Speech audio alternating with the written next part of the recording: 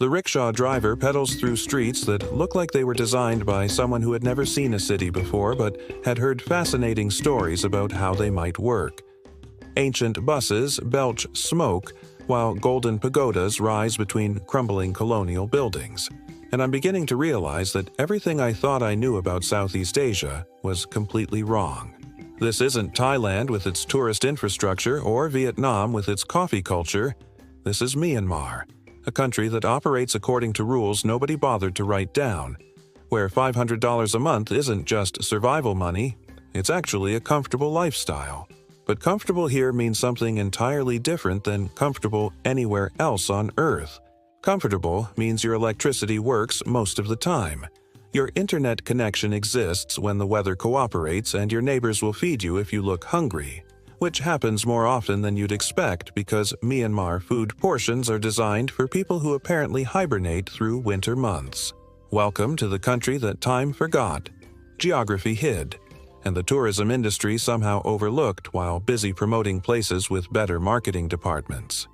Myanmar sits wedged between India, China, and Thailand, like the weird cousin at a family reunion, related to everyone but operating according to completely different social rules. This is where Buddhist monks carry smartphones but still collect alms in wooden bowls, where astrology determines wedding dates but Facebook determines social connections, and where the cost of living is so low that your morning coffee budget back home could fund a week of meals here. The geography alone tells a story that most history books skip over. Myanmar stretches from snow-capped Himalayan foothills in the north to tropical beaches in the south, covering territory that includes everything from desert-like plains to jungle-covered mountains that look like movie sets for adventure films. The Irrawaddy River cuts through the center like a liquid highway carrying everything from commercial barges to traditional fishing boats that have unchanged design in centuries.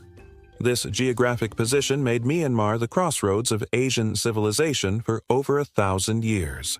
Indian traders brought Buddhism and curry recipes. Chinese merchants introduced tea culture and business practices, and later British colonizers added railways, cricket, and an administrative system that still influences how government offices operate today. The result is a cultural mixture that should not work but absolutely does. Like a recipe created by throwing together ingredients from 3 different cuisines and accidentally creating something better than any of the originals. British colonial rule from 1824 to 1948 transformed Myanmar into one of the wealthiest regions in Asia, exporting rice, teak, and precious stones to markets worldwide. Rangoon, now called Yangon, became a cosmopolitan port city where Burmese, Indian, Chinese, and British communities created neighborhoods that still exist today. The colonial architecture remains, though it's now occupied by tea shops, cell phone stores, and businesses that couldn't exist when these buildings were constructed but somehow fit perfectly into spaces designed for completely different purposes. Independence in 1948 brought hope, but also political instability that led to military rule lasting until very recently. For decades, Myanmar existed behind what locals call the bamboo curtain. Isolated from international tourism, foreign investment, and global communication networks. While neighboring countries developed modern infrastructure and international connections, Myanmar remained frozen in time like a country-sized museum exhibit demonstrating how life worked in earlier decades. This isolation explains why Myanmar still feels like traveling back in time. The cars are mostly second-hand imports from Japan, complete with right-hand steering wheels, even though Myanmar drives on the right side of the road. A practical compromise that makes perfect sense until you actually have to navigate traffic while sitting on the wrong side of the vehicle. Downtown Yangon features colonial mansions that would be heritage landmarks anywhere else, but here they house internet cafes and motorcycle repair shops, creating architectural juxtapositions that photographers dream about. The economic isolation also preserved cultural practices that modernization swept away elsewhere. Traditional crafts continue not as tourist attractions, but as practical necessities. Families still eat meals sitting on floor mats around low tables, sharing dishes that represent cooking techniques passed down through generations. Religious observances follow lunar calendars that determine everything from market schedules to wedding dates, creating rhythms of life that depend on astronomical calculations rather than digital clocks. Morning in Myanmar begins before sunrise with a ritual that connects every Buddhist household to spiritual traditions dating back over a millennium.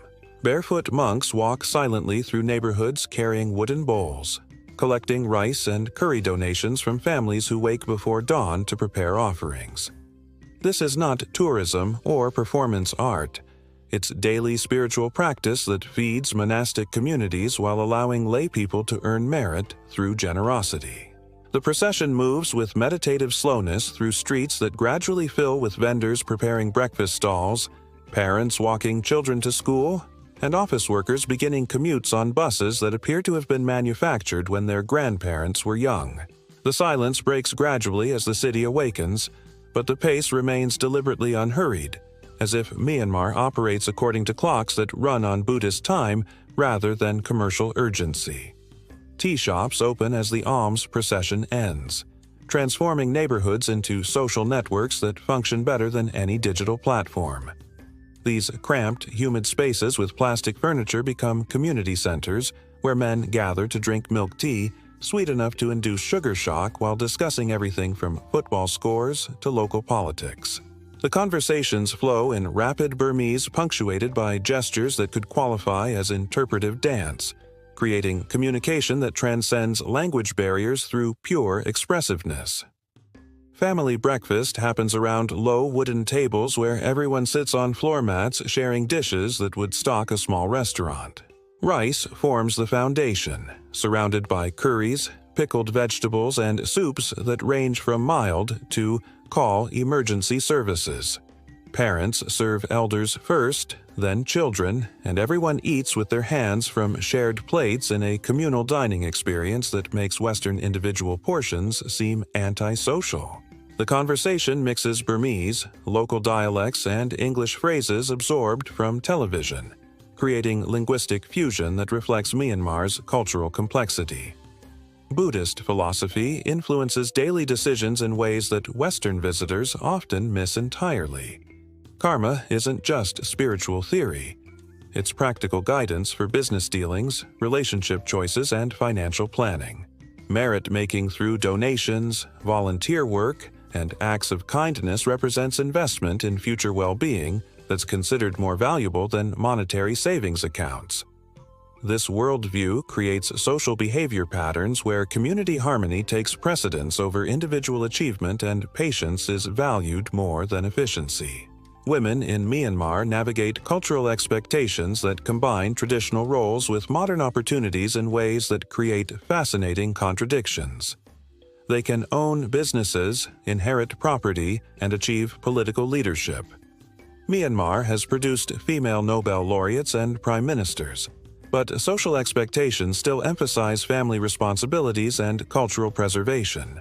Modern young women in Yangon might run tech startups while also caring for elderly relatives and maintaining traditional cultural practices that their grandmothers consider essential for social harmony.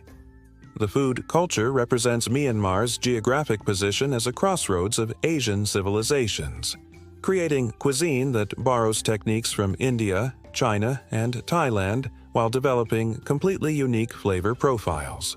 Mohinga, the unofficial national dish, combines catfish broth with rice noodles, lemongrass, and spices in proportions that create breakfast soup, complex enough to require advanced degrees in flavor science to fully appreciate. Street vendors prepare it fresh every morning over charcoal fires, creating aromatic clouds that serve as neighborhood alarm clocks. Laphet thoke, or tea leaf salad, represents culinary innovation that shouldn't work but absolutely does. Fermented tea leaves combine with peanuts, sesame seeds, dried shrimp, and chilies in combinations that create textures and flavors unlike anything else in world cuisine. Eating it provides sensory experiences that range from crunchy to chewy to spicy to sour, often within the same bite, creating food that functions as entertainment as well as nutrition.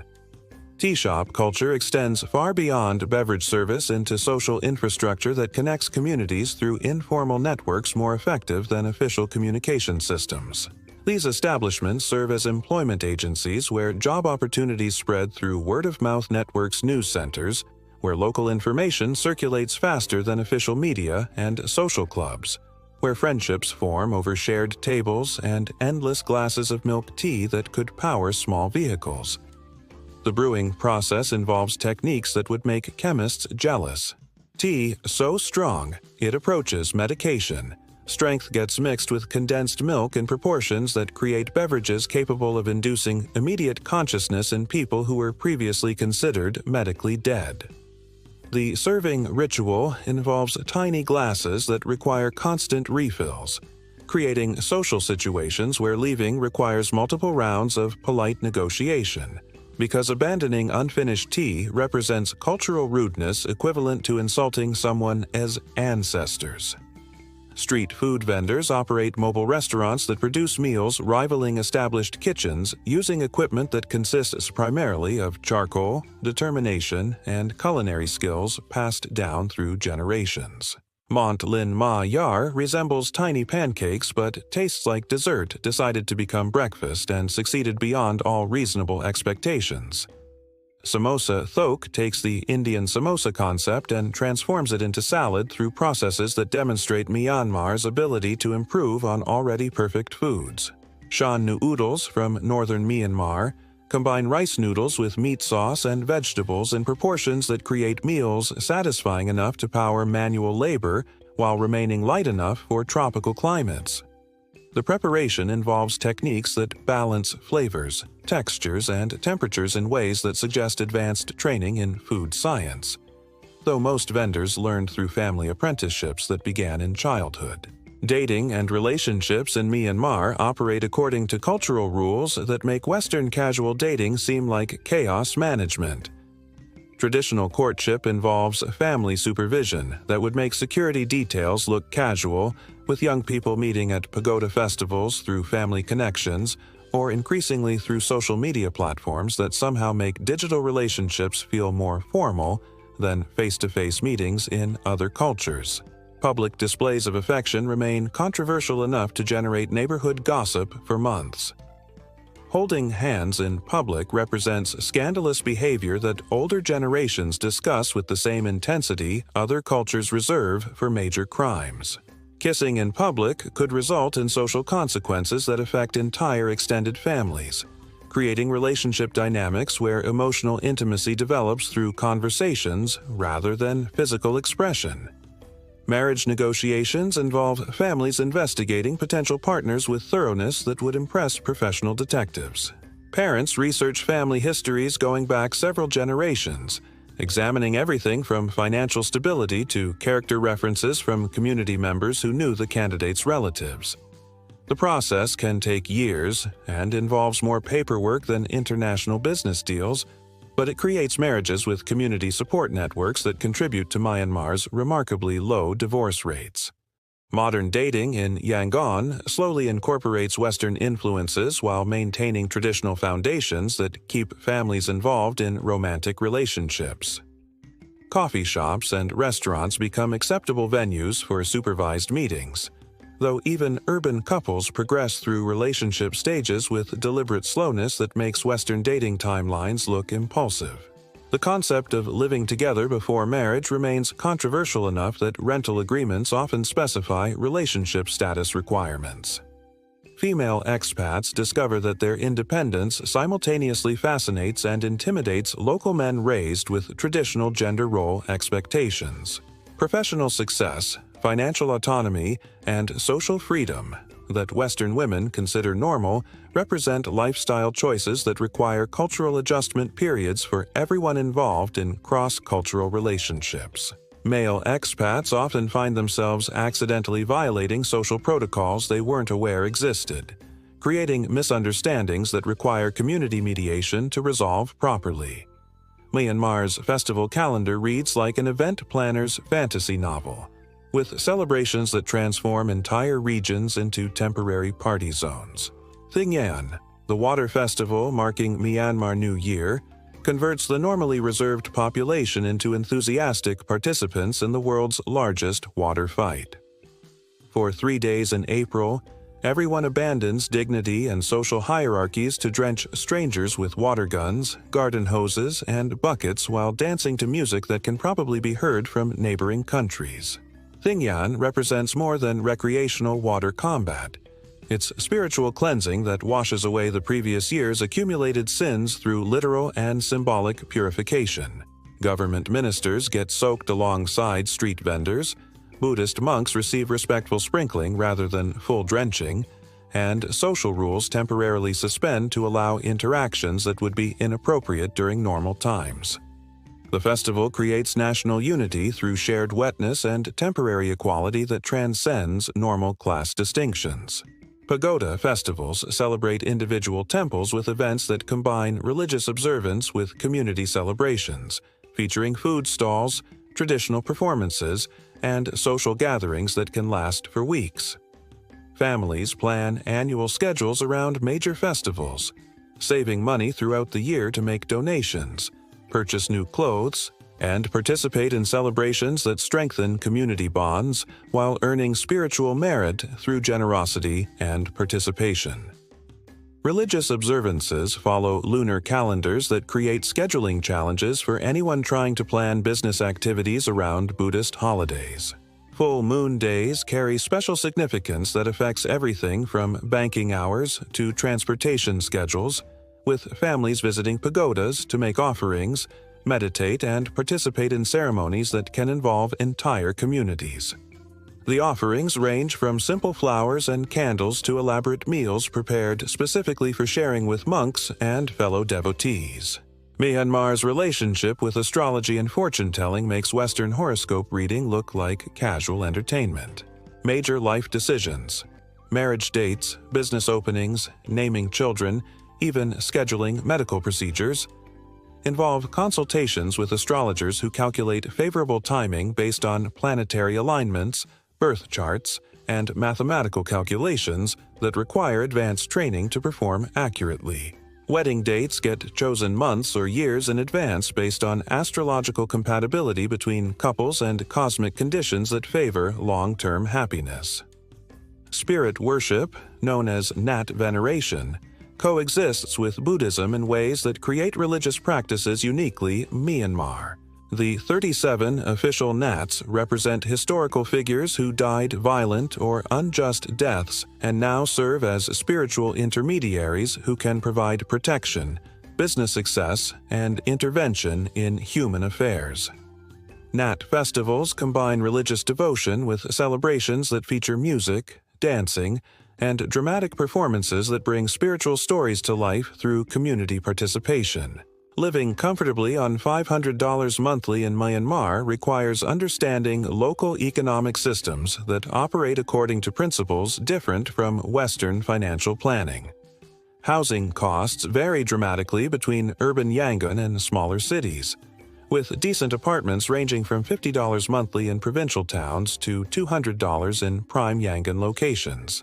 The key involves accepting that decent means different things in different cultural contexts, and amenities like reliable electricity and consistent water pressure represent luxury features rather than basic expectations.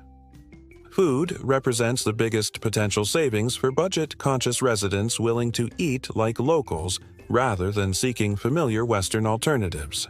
Street food meals cost 50 cents to $2 and provide nutrition that rivals expensive restaurants, while local markets sell produce at prices that make Western grocery costs seem inflated by comparison. Cooking at home using local ingredients and techniques can reduce monthly food expenses to under $50, while providing variety and quality that expensive imported foods can't match. Transportation costs remain minimal for people willing to use public systems rather than private alternatives.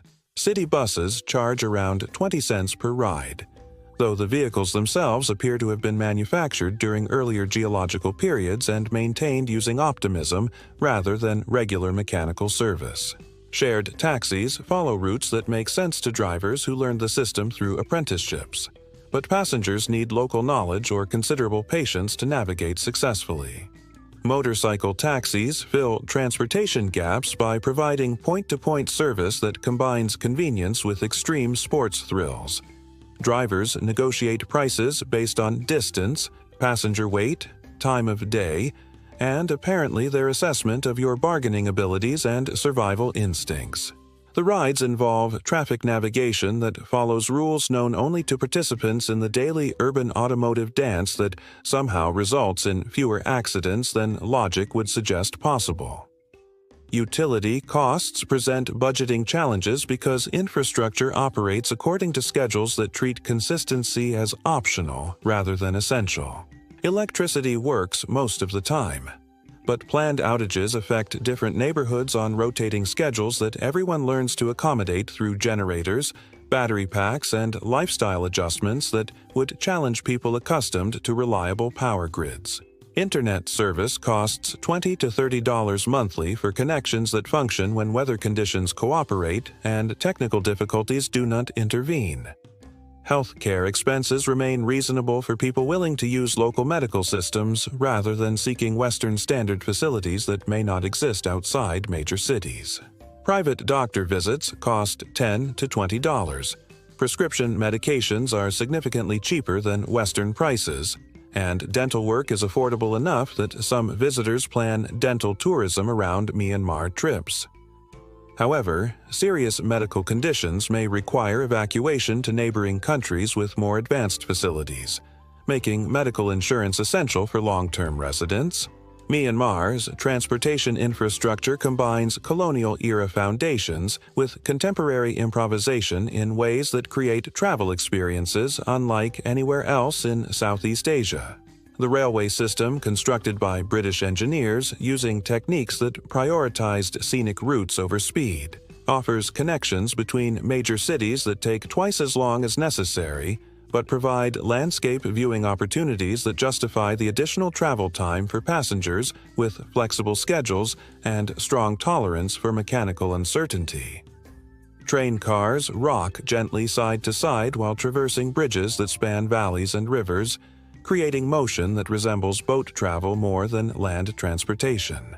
The railway dining service provides meals prepared in moving kitchens using ingredients purchased at stations along the route, resulting in food that reflects regional specialties and seasonal availability rather than standardized menu planning. Passengers often share meals, stories, and travel advice during journeys that function as mobile social events. Bus transportation provides faster intercity connections using vehicles that represent automotive engineering adapted for Myanmar road conditions through modifications that would fascinate mechanical engineers. Second-hand imports from Japan and Korea get customized with decorations that transform practical transportation into mobile art installations featuring colors, patterns, and ornamental elements that reflect individual driver aesthetics and regional cultural preferences. Road conditions vary from recently paved highways to surfaces that appear designed to test vehicle suspension systems and passenger endurance levels. The journey between major cities can involve terrain changes that require different driving techniques, weather conditions that affect visibility and road surface quality, and mechanical challenges that drivers solve through roadside repairs using tools and techniques that demonstrate impressive problem-solving capabilities. Urban transportation in Yangon revolves around circular railway lines that connect neighborhoods through routes that seem designed by someone who enjoyed creating puzzles rather than efficient transit systems. The trains run frequently, but follow paths that require local knowledge to navigate successfully, and determining which direction leads to your intended destination involves understanding geographic relationships that aren't always obvious from station signage or official maps. Internet connectivity exists in a state of technical uncertainty, where it simultaneously works perfectly, and completely fails depending on factors that include weather conditions, infrastructure maintenance schedules, and mysterious technical issues that resolve themselves without explanation. Wi-Fi is available in hotels, restaurants, and cafes, but connection speeds fluctuate between reasonably functional and carrier pigeons might be faster, without apparent patterns that would allow predictive planning. Mobile data works well in urban areas but becomes increasingly theoretical in rural regions where cell towers exist as suggestions rather than reliable infrastructure. The coverage maps provided by service providers represent optimistic projections rather than guaranteed service areas, and actual connectivity depends on terrain, weather, seasonal conditions, and technical factors that affect signal transmission in ways that challenge urban dwellers accustomed to consistent digital access. Power outages follow rotating schedules that affect different neighborhoods at different times, creating urban rhythms where residents plan activities around anticipated electrical availability. Everyone learns to charge devices during power-on periods, schedule cooking around electricity availability, and maintain battery-powered alternatives for lighting and communication during planned blackouts that can last several hours and daily. Generators become common household appliances, and the evening symphony of backup power systems creates mechanical music that becomes surprisingly comforting. Bagan represents Myanmar's most impressive archaeological treasure, with over 2,000 surviving temples scattered across plains that stretch to distant mountains. The temples date from the 11th to 13th centuries, when Bagan served as the capital of a kingdom that controlled trade routes between India and China. Sunrise views from temple terraces provide photographic opportunities that justify early morning climbs up ancient stone stairs, though access restrictions increasingly limit which temples allow climbing for preservation and safety reasons. The temple complex demonstrates architectural evolution over several centuries, with different ruling periods producing distinct styles that reflect changing religious practices, artistic influences, and construction techniques. Some temples contain original murals depicting Buddhist stories, daily life scenes, and historical events that provide insight into medieval Myanmar culture, though many paintings suffer from humidity, age, and, unfortunately, tourist damage that has led to increased access restrictions. Inle Lake offers floating garden agriculture, stilted village communities, and leg-rowing fishermen who perform daily work with balletic grace while balancing on narrow boats loaded with fishing equipment. The lake supports populations that have adapted to aquatic life so completely that children learn to navigate boats before mastering solid ground mobility, creating communities where water transportation is natural as walking for land-based populations. Traditional fishing techniques involve standing on boat sterns while rowing with one leg wrapped around oars, leaving hands free to manipulate fishing nets and equipment. The method appears impossibly difficult until you observe the fluid efficiency with which experienced fishermen navigate lake waters while conducting conversations, checking nets, and maintaining perfect balance on vessels that would challenge most visitors just to board successfully. Mandalay combines historical significance as Myanmar's last royal capital with contemporary urban development in ways that create fascinating cultural stratification. The Royal Palace complex was destroyed during World War II bombing, but rebuilt as a replica surrounded by original moats and walls that still define the city center. Traditional craft workshops continue producing gold leaf, marble carvings, and silk textiles using techniques passed down through generations while adapting to modern market demands and international export opportunities. The challenge for independent tourists involves navigating access restrictions to many of Myanmar's most interesting regions due to ongoing political sensitivities and security concerns in border areas. Certain destinations require permits that may be denied without explanation. Some ethnic regions remain completely off-limits to foreigners, and areas that appear accessible on maps might be practically unreachable due to transportation limitations or local conditions that aren't communicated through official tourism channels. Rural Myanmar provides hiking opportunities in mountain regions, beach access along relatively undeveloped coastlines, and cultural experiences in villages where traditional lifestyles continue with minimal modern influence. However, reaching these destinations often requires advanced planning, local guides with current knowledge of access conditions, and considerable flexibility when permits don't materialize or transportation schedules change without notice. The rewards include pristine natural environments, authentic cultural encounters, and the satisfaction of visiting places that haven't been transformed by mass tourism development. Safety for foreign visitors operates according to cultural principles that create lower crime rates than most Western urban environments, while simultaneously presenting legal risks that can surprise travelers accustomed to different judicial systems.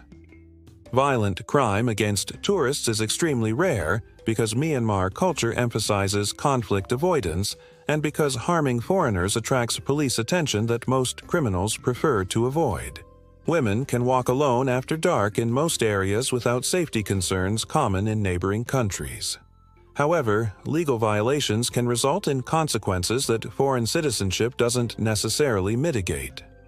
Photography restrictions apply to government buildings, military installations, and sometimes infrastructure like bridges that might have strategic significance. These restrictions aren't always clearly marked, enforcement can be inconsistent, and violations might not be discovered until film or digital images are reviewed by authorities during routine security checks.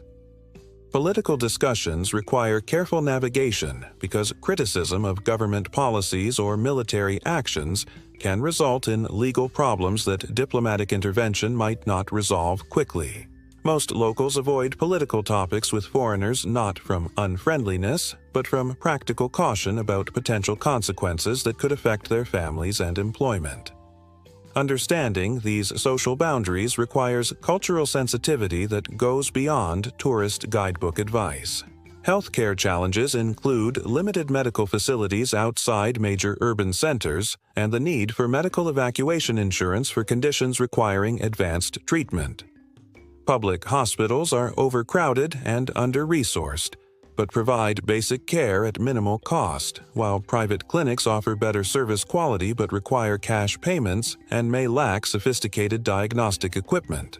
Prescription medications are widely available, but quality control can be inconsistent, making it advisable to bring essential medications from home rather than relying on local pharmaceutical supplies.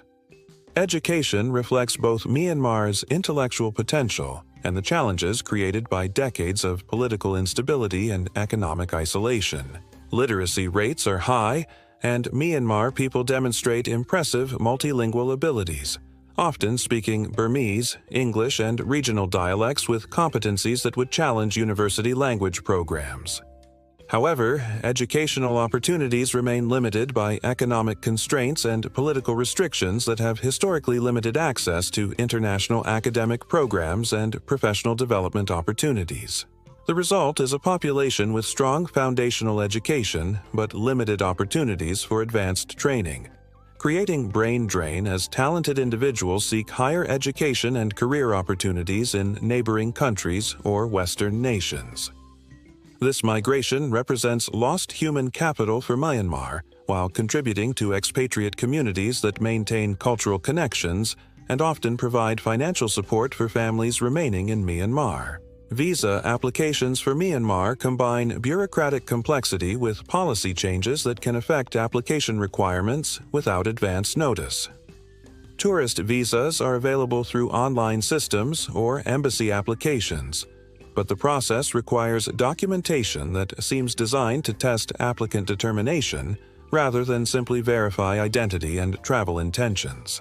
Business visas require sponsorship letters, detailed itineraries, and sometimes interviews that probe travel purposes with thoroughness typically reserved for security clearance investigations. Banking restrictions reflect Myanmar's recent integration into international financial systems and the challenges of establishing monetary infrastructure after decades of economic isolation. Credit card acceptance remains limited to upscale hotels and restaurants, while most transactions require cash payments that necessitate careful financial planning for visitors accustomed to digital payment systems. ATMs are increasingly common, but frequently run out of currency or experience technical difficulties that can leave travelers temporarily without access to funds. International money transfers involve procedures that require multiple forms of identification, detailed explanations of fund sources and intended uses, and processing times that can extend for weeks depending on regulatory reviews and banking system inefficiencies. Opening local bank accounts as a foreigner requires documentation that includes passport information, visa status verification, local address confirmation, and sometimes employment or business registration papers that create circular requirements for people trying to establish legal residence.